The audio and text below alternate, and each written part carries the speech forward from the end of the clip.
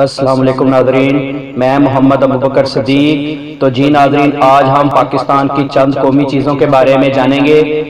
तो ये सब जानने के लिए वीडियो को आखिर तक देखें और अगर वीडियो पसंद आए तो लाइक, शेयर और कमेंट्स करके ज़रूर बताइए।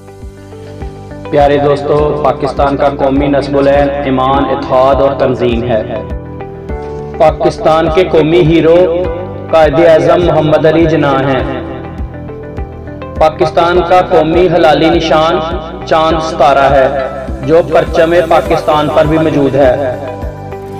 पाकिस्तान का कौमी तराना पाक सर जमीन शादबाद है, जो हफीज जलंधरी ने तहरीर किया।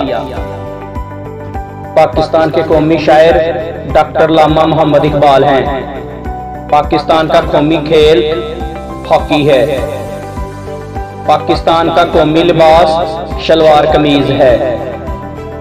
पाकिस्तान का कौमी जानवर मखोर है। पाकिस्तान का कौमी परिंदा चकोर है। पाकिस्तान की कौमी सब्जी भिंडी है। पाकिस्तान का कौमी फूल चंबेली है। पाकिस्तान का कौमी मशरूब गन्ने का रस है। पाकिस्तान का कौमी फल आम है।